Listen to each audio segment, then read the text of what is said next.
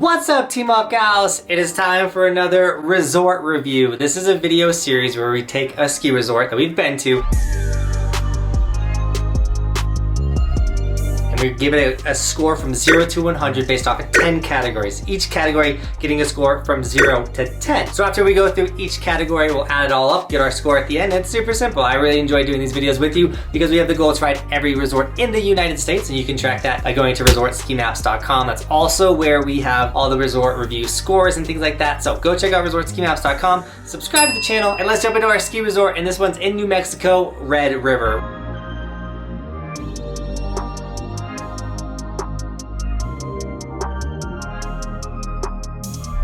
Red River is the furthest north ski resort in New Mexico, with the peak being at 10,350 vertical feet. Now the vertical drop is only 1,600 vertical feet, but that's a pretty big resort for being in New Mexico. There's also 209 skiable acres here, so you're gonna be able to get around, ride a bunch of stuff. So category number one, lift prices. How expensive is it to come to this ski resort? And a day pass is gonna cost you $98. Now $98 for a day pass is becoming very common throughout all of the resorts, so I gave that a 5, an average score, because it's a pretty average price to go ski at a resort for the day. Now lodging, if you want ski in, ski out, you want to stay on the mountain, they didn't have that option. At least if you go on their website, there's no option for booking lodging. Now this town of Red River has places to stay everywhere like that, but the resort's not offering it, so I gave it a 0 on that score.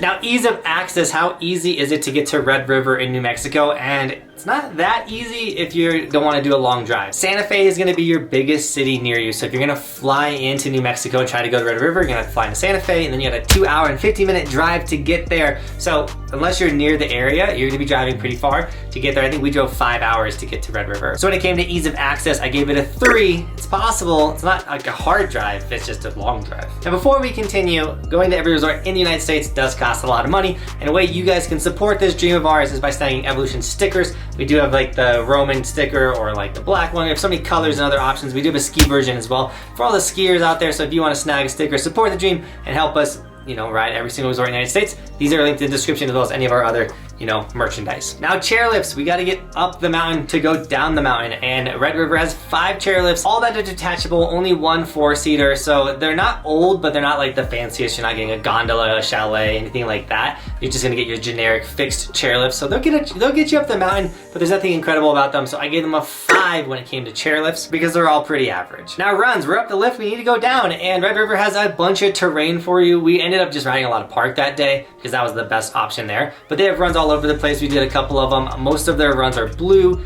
They got a couple blacks. If snow permitted, it looks like they have a bunch of incredible like steep tree runs and things like that, but once again, that's snow permitted. They have to have a pretty good snow season for any of that stuff to open up. So when it came to runs, I gave them a 5. Pretty average mountain for runs. Like nothing was like, oh, like this is the best in the world, like you gotta go do this run, and nothing was like, oh dude, these are boring runs. Like you could really rip some turns on these runs. They got some steep sections as well. As well as they have a whole side for beginners. So if you're a beginner or whatever, it's a really nice area for you to go and learn before going to the other part of the mountain.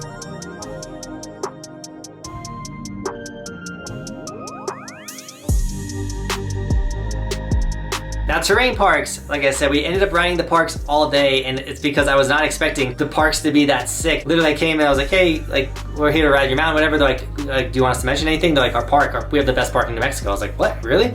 And they really did. It was super insane out there. Even their small beginner park was a ton of fun, but their big, obviously medium big park was I had so many unique, awesome features. We ended up having an incredible day there. Their jumps were really bucky. That was like my only downside, or like things about the park that I was like, like definitely needs smoother like lips and everything, but other than that, the park was sick. So I gave it a 6 when it comes to the park. It was super fun. You can get really good riding that terrain park.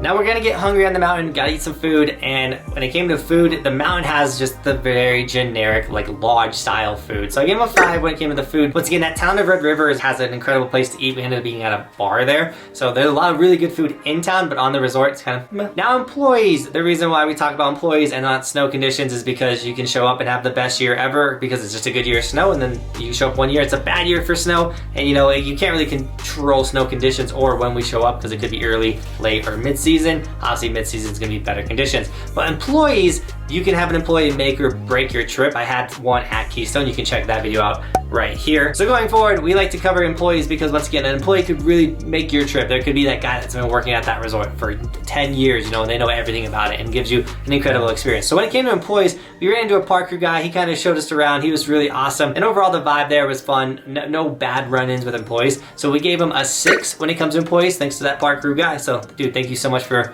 hanging out with us that day. Now views and scenery, how pretty is this ski resort? And honestly, it's okay. I mean, there's mountains. Like if you've never been to the mountains, you'd be like, dude, these views are awesome. But because like we've been to Alaska and we like have seen, like we're comparing this to like the best in the world. It was not the best view in the world. I'd argue that some East Coast and even Midwest resorts kind of have a better view. So I gave them a 4 when it came to views and scenery. It's not bad. You're looking at other mountains and hills and things, but nothing like breathtaking. And the last category, the would I go back factor, because if I want to go back to this ski resort, why would I recommend it to you guys? And I had an incredible day there. The mountain was unique. The vibe was at all time. A bunch of the locals showed up and ripped us too. Like it was a great time in Red River, New Mexico. So I gave them a 7 on the would I go back factor. But the most important thing is, who is this resort for? And before I answer that question for you guys, if you're enjoying this video, you like these resort reviews, I do have a whole playlist on them. You can check out your score for your mountain as well as another mountain that you maybe want to go check out and see. So check out the resort review playlist. And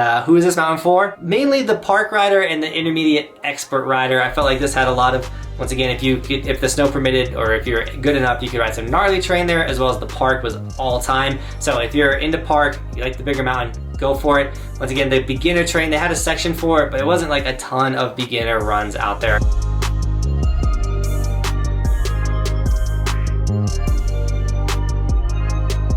But now I know what you're wondering. What is the score from 0 to 100? And Red River got a score of smash like 46, which is a below average score, but still incredible ski resort. I highly recommend checking it out if you're in New Mexico or in Texas and you want to go to somewhere a little closer to you. Red River was an incredible experience. The town is also a next level experience for you as well. Don't let the score, I mean, they didn't have lodging, you know, that can easily get them into an intermediate to like average resort. So check out Red River. And with that, Team Buckhouse, thank you so much for reviewing our ski resort with me today. And as always, thanks for watching. Keep evolving. We'll see you tomorrow with another video because it is daily on this Snowboard channel.